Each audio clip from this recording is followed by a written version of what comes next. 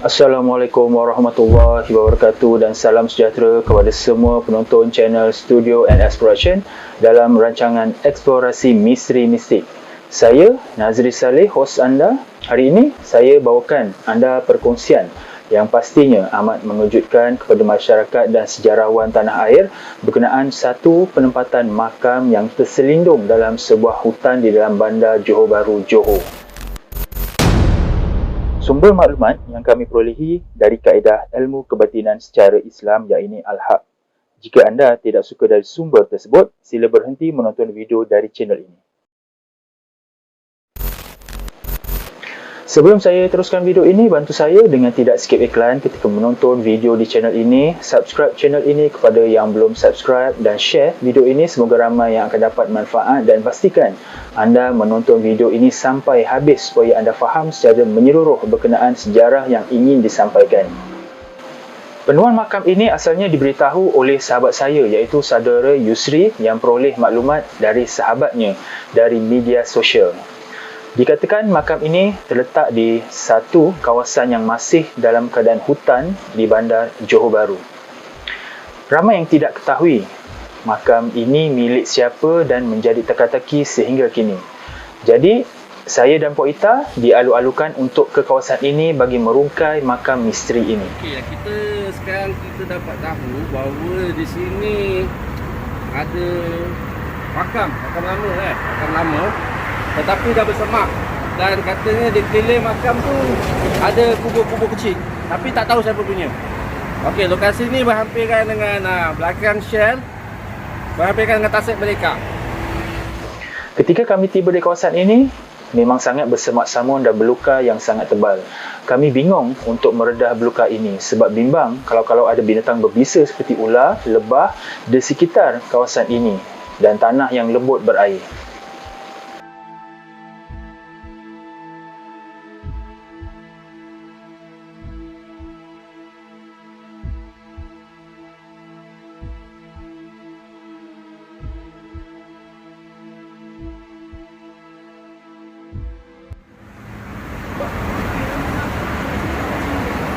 Jadi macam mana tahu dulu ada makam di sini? Betul lah. Selalu. Tapi masa tu boleh nampak lagi lah. Betul lah. Sesuatu benda dilakukan untuk membersihkan kawasan ni. Mengenal pasti makam ni milik siapa. Dan bersihkanlah belum kejadian yang tak diingini seperti mana kawasan ni bahagian belakangnya tengah ditolak untuk dibangunkan kan. Tertolak sekali dengan pokok-pokok dengan makam tu kan. Itulah. Itu hari saya lalu pun ada ternampak lah ada bumbung tu kat sini. Pada pandangan mata batin Puan Ita, roh pada makam di situ sentiasa memanggil-manggil kami supaya datang dekat ke makam tersebut walau apa cara sekalipun. Memang kuat hati saya untuk ke makam tersebut, tapi bagaimana? Itu yang sentiasa bermain di fikiran kami. Kawasan ini dipenuhi belukar dan pokok hutan yang besar. Dia dekat mana kat pokok ni? Tak. Dia dekat antara pokok tu kan. Pokok yang ni kan. Yalah, antara kalau itu pokok yang bercabang tu, di belakang di sini kan. Yang pokok tu di bawah kubur sikit. Oh, yang pokok tu kubur-kubur kecil tu. Yang ada pondok tu yang belakang sikit lah. Yang ada macam apa akar berjuntai tu. Jauh ni kan ni nampak jalan tanah macam Dalam sana.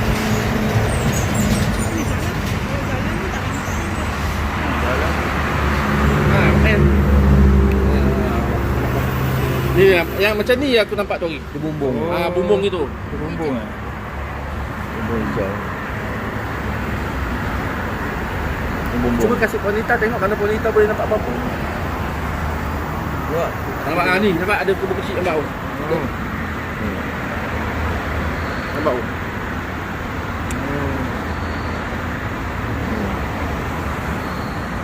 Buat sana tu lah.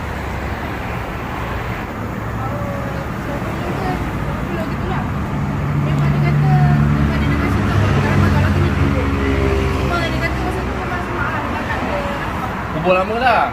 Oh. Okey, pada tahun 1990-an masih boleh nampak lagi lah kawasan perkuburan walaupun bersemak, tapi tetap tak tahu siapa punya. Cuma yang menarik minat tu yang berbumbung tu. Boleh datang kan. Masuk ni mungkin daripada kebun tu. Tapi nak kena tu lah, tempat sikit lah. Sebab sini tak boleh ni. Dia ada macam paya ni. Berair. Oh, berair. Yang ada kumpul tu.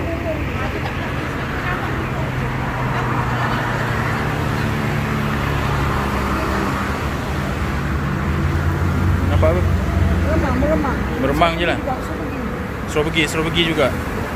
Tapi tengok daripada listan dia bukan macam yang Aceh-Aceh ni tau. Nak masuk macam mana?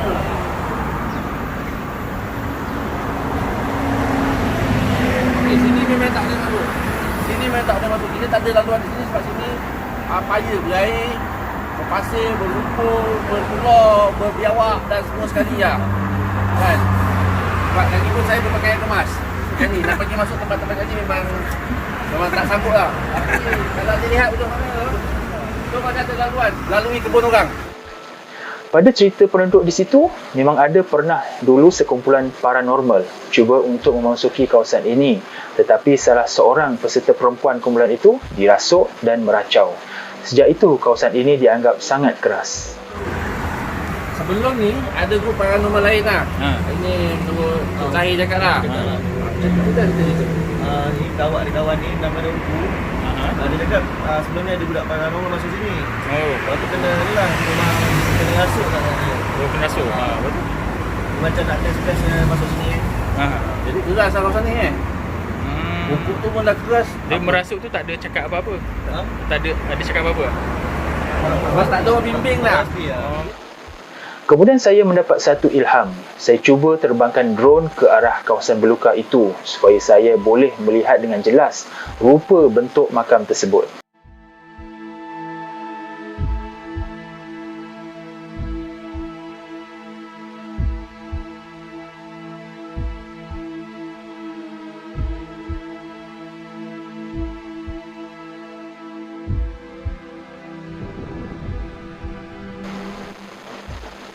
Alhamdulillah, dengan menerbangkan drone tersebut, saya dapat sudut pandangan yang agak jelas walau agak berisiko untuk saya cuba terbangkan drone kerana bimbangkan terlanggar ranting-ranting pokok di situ.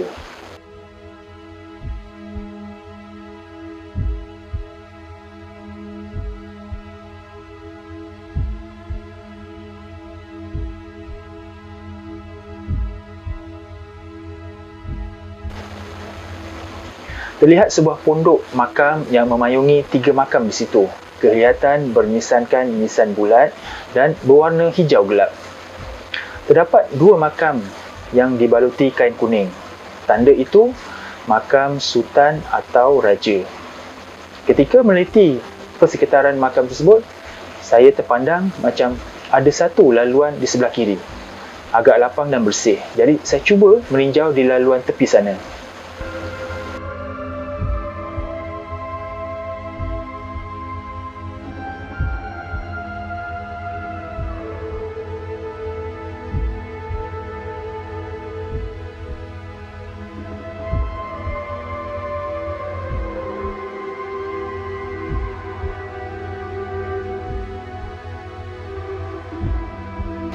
Bila ditinjau memang benar ada laluan untuk ke makam tersebut walau bersemak.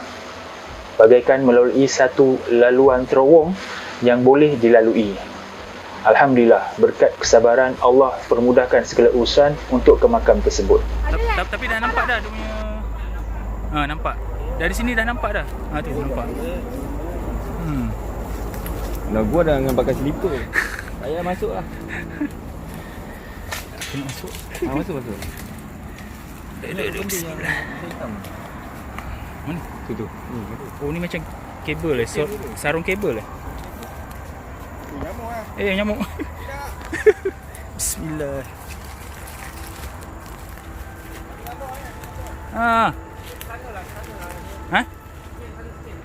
Sana sikit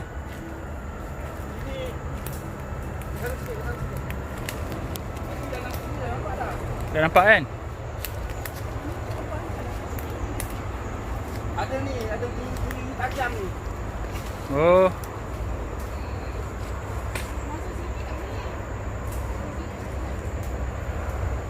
Rasa boleh tu Yus.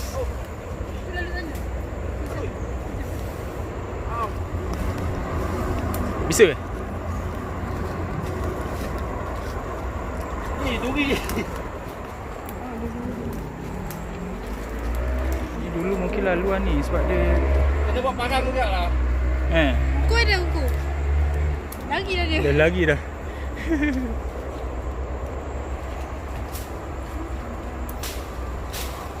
Okey okey. Okey. Nice. Baik.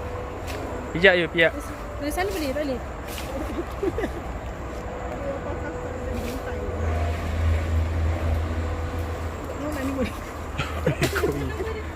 Yus. Abang Yusri. Ni tolong. Salah ni sikit. Nak buat laluan. Sini.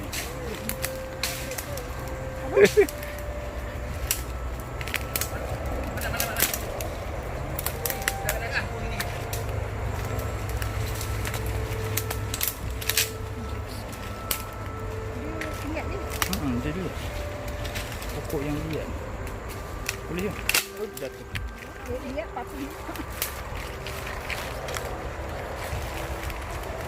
Ada labah-labah pula.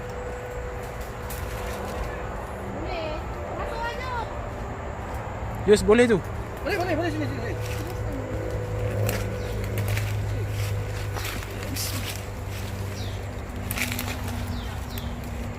Yalah tu.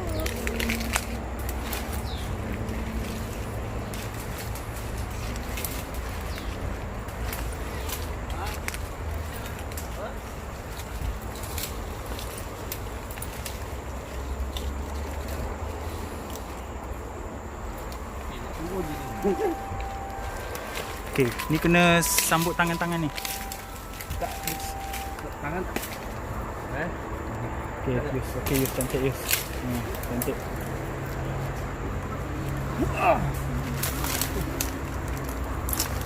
Guna dia orang ni untuk tongkat. Sekejap.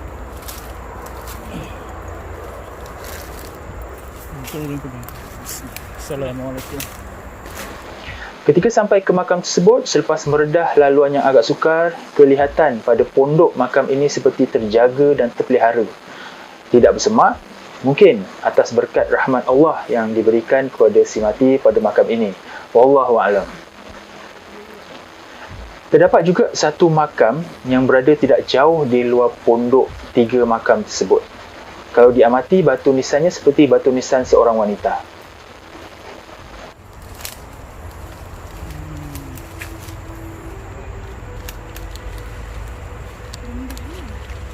Mungkin dah boleh tinggal sampai.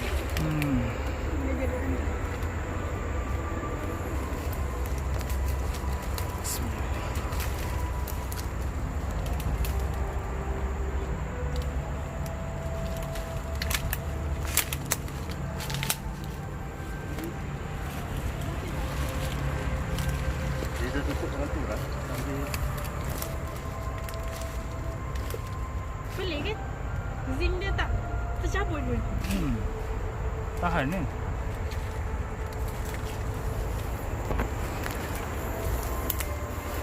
Dulu ada orang pasang lampu sini.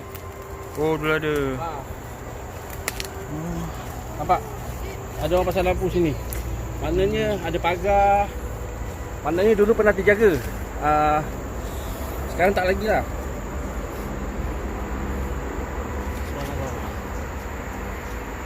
Berjaya juga ekspedisi kita hari ni. Alhamdulillah diizinkan Allah. Wanita tidak dapat maklumat lengkap ketika berada di makam ini. Hanya yang diterima adalah arwah pada makam ini seperti ingin menyampaikan sesuatu perkara yang perlu diperbetulkan berkaitan dengan sejarah.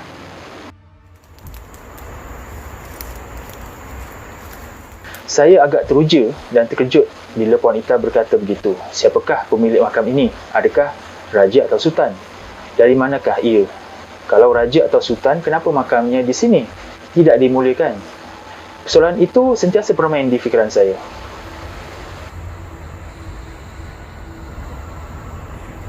Tengok Kak, kau buka, kau tunjuk. Tengok. Ni lelaki bulat. Tengok buka. Semut. Oh semua Seorang peserta saya ada menyatakan adakah makam ini dari Riau. Bila disebut Riau, kemungkinan itu ada sebab bila kita berada di makam seperti ini, pasti ada sesuatu maklumat yang ingin disampaikan kepada sesiapa sahaja yang dikehendakinya.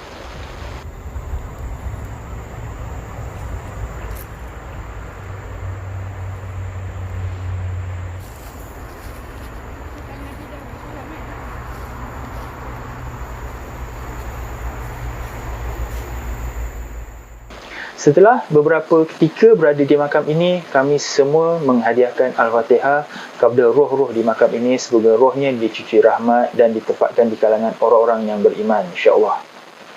Al-Fatihah. A'udzubillahi minasyaitonir rajim. Bismillahirrahmanirrahim. Alhamdulillahirabbil alamin arrahmanir rahim maliki yaumiddin. Iyyaka na'budu wa iyyaka nasta'in ihdinas siratal mustaqim siratal ladzina an'amta 'alaihim ghairil maghdubi 'alaihim waladdallin. Amin amin ya rabbal alamin. Oh kat situ. Oh sana ke sini.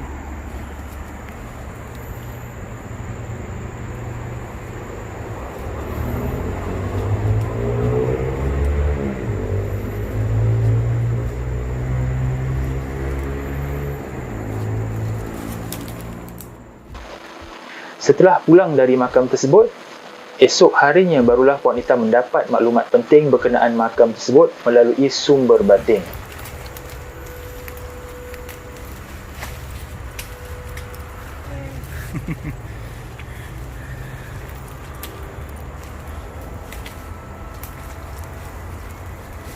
Okey, alhamdulillah.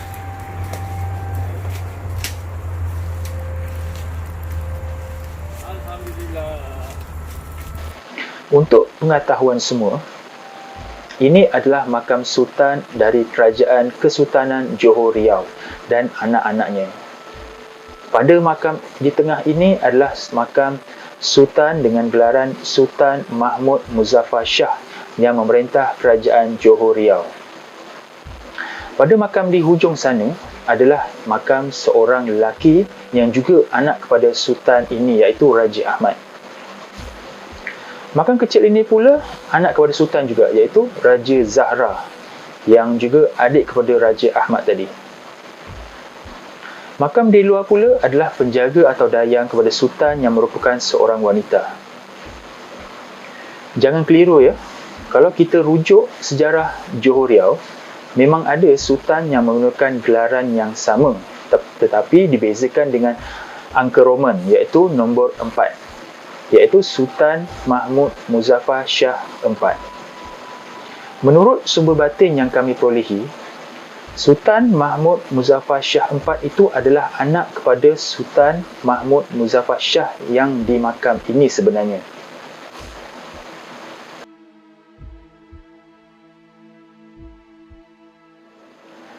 Beberapa minggu sebelum saya dan Puan Ita ke makam ini, saya ada berjumpa dengan keturunan Sultan ini sebenarnya. Mereka memang mencari makam lama yang terletak di sebuah bukit di Johor Bahru. Ketika itu, kami masih belum tahu maklumat adanya makam ini. Ikuti perbualan kami pada rakaman video ini. Yang keturunan tu abang ke kakaknya? Oh, kakak. Keturunannya dah lama hilang. Dah lama dari Sebenarnya benda ni dia tak berapa nak cakap dia yang ditinggal ke. tapi saya ni kena buang negeri kat sana lah. Tak faham, tak faham. Kita kan buang negeri kat pasal dia raja kan. Ada gaduhan dulu. Jadi kita saya buang ke arwah tu. Buang kat sana. Jadi kembali tu kat sana. Jadi di tempoh tu dia dah balik. Dipanggil balik tapi dia tak nak balik lah. Dia macam biasa dia jadi orang biasa mesti nak. Ini keturunan ni duduk sekarang tak faham. Faham banyak sebab dia buang sana. Tuang banyak kat sana. Macam ni ada bapak tu lah bagi dia yang ada kata dia tinggal kata dia. Kenangan. Bawa kenangan. Sebelum dia dah tak ada kan. Dalam tahun ke 2 tahun lepas tu dia dah tinggal lah. Ini daripada Sultan Ahmad Shah yang sekarang ni anak dia sekarang ni. Tapi tak ada kan dia. Raja ni dah jumpa Kuan Yu pun dah jumpa juga. Oh dah jumpa juga. Macam tu Kuan Yu ada lagi. Ya dah. Tak bersama Kuan tu. Dia yang menentang. Tapi dia dekat tu dia nak bukan surat perjanjian tu, yang 7 perjanjian tu. Perjanjian Johor, yang apa Inggeris apa tu, dengan ada satu lagi tu. Jadi kalau kita orang kampung susah nak cari kan. Payah tu. Payah. Biasa silap ada dekat apa museum sana Yelah, simpan kan. Jadi masa foto state ni memang kita ada tengok lah, memang besar lah benda tu. Daripada istana sini lah, sejam. Itu ada sejarah kat dalam kat istana. Tengku apa nama tak? Tu ada foto state tak? Kalau yang besar maksudnya simpan buat simpanan dulu tak tu. Oh, ada awang. Tak tahu lah kalau yang dekat kampung tu. Kita pernah dapat yang jenis cerai-cerai dia je. Macam yang tu tadi dah di-adjust balik lah, macam yang bawah sekali tu kan. Itu untuk keturunan kita je. Maknanya keturunan orang rumahnya je lah. Yang bapak ini yang sini. Yang ni pun dah meninggal lah. Ni dah tiga-tiga dah tak ada.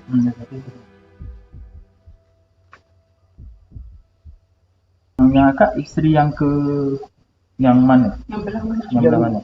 Dekat mana yang yang ayahnya ke apa? Sultan Mahmud ni ada kahwin dua ke tiga. Dia yang sebelah ni, yang Sultan Husin. Anak dia yang isteri yang ni, Encik Makoh apa ni? Dari Maturan. Isteri yang berapa? Apa tahu? Tahun. Memang tengok sini.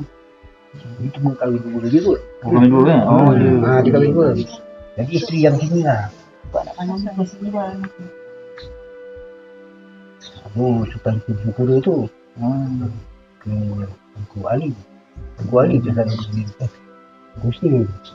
Tapi Tengku ni dia dah jadi sultan kan sebenarnya kan? Dia yang sini. Itu yang sebelah sini. Tengku Ali bin Tengku Husin. Di sini. Tengku Husin. Tengku Husin bin tu. Itu anak dia, sini bapak betul saya tu lah. Sekarang yang ada dia cuma sampai sini je kan. Sampai Sultan Ali tu je kan. Dia sampai situ je. Maknanya yang bawah tu tak ada. Dia terus tendang ke macam yang N51 tu ke sini. Sini. Dia ke sini. Dia ada jalan situ.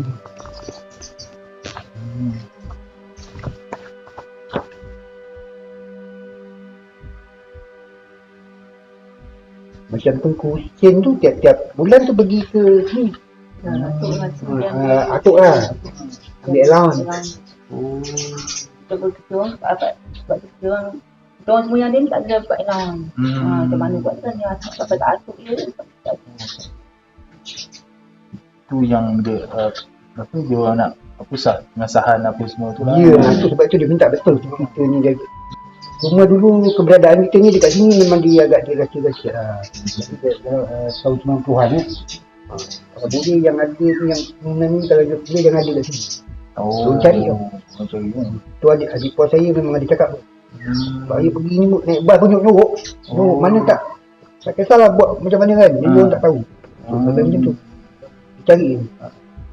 Cari untuk apa tak tahulah. Lepas tu kita orang senyap. Pada mulanya saya ingatkan dari keturunan Sultan Mahmud Shah Melaka, tetapi rupanya dari keturunan Sultan Mahmud Muzaffar Shah Johor Riau. Apabila saya rujuk balik salah silah dari mereka yang dikongsikan, mereka ada bertanya, ada lagikah makam lama dan bekas istana di kawasan bukit di Johor tersebut?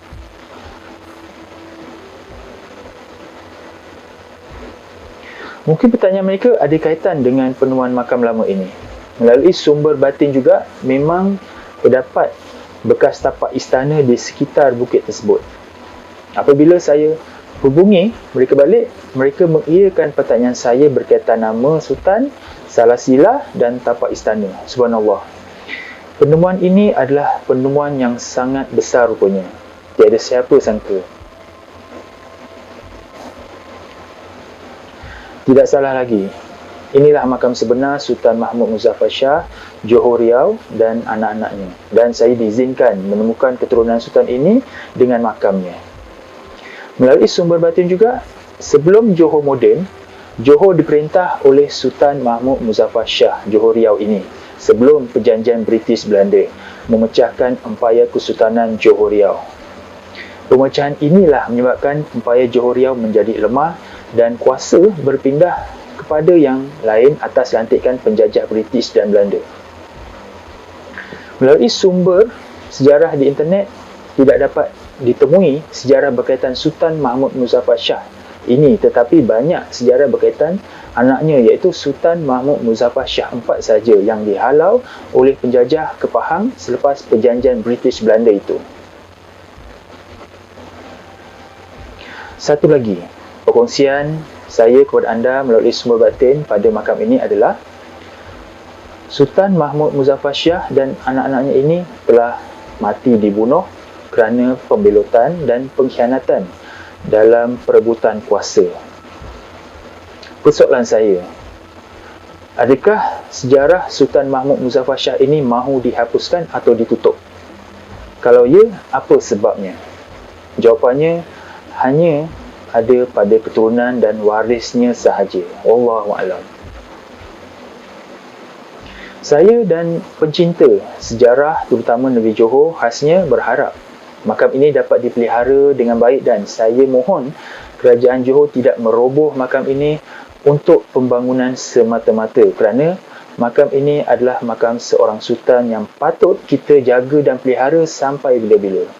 Ini adalah amanah. Peliharalah makam ini, insya-Allah negeri Johor akan selamat dunia akhirat.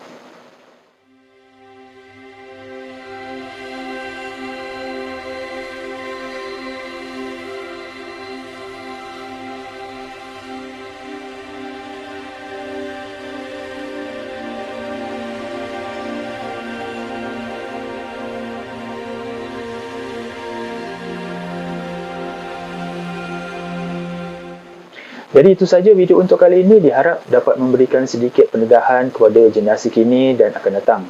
Juga memberikan sedikit maklumat kepada pengkaji dan peminat sejarah supaya dapat merungkai lagi akan kebenaran penerangan saya ini.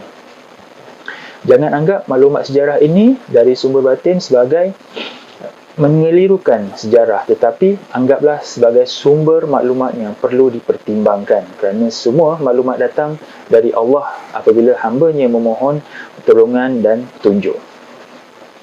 Apa pandangan dan pendapat anda untuk episod kali ini? Sila kongsikan di bahagian ruangan komen di bawah video ini. Jangan lupa like dan share video ini kepada rakan-rakan anda supaya lebih ramai yang akan dapat manfaat dari video ini, dan subscribe channel ini kepada yang belum subscribe. Kepada yang baru ke channel ini dan berminat mengetahui eksplorasi yang lepas, masuk ke channel eksplorasi misteri mistik dan scroll di ruangan video. Anda juga boleh bantu saya dengan membeli baju eksplorasi misteri mistik di Shopee untuk saya mengumpul sedikit dana bagi meneruskan rancangan eksplorasi misteri mistik ini. Tanpa sokongan anda sukar untuk saya teruskan program ini. Dapatkan maklumat lanjut berkenaan pembelian pada bahagian description di bawah video ini. Jadi sampai di sini saja video untuk kali ini. Jumpa kita di episod yang akan datang yang lebih menarik, insya-Allah. Assalamualaikum.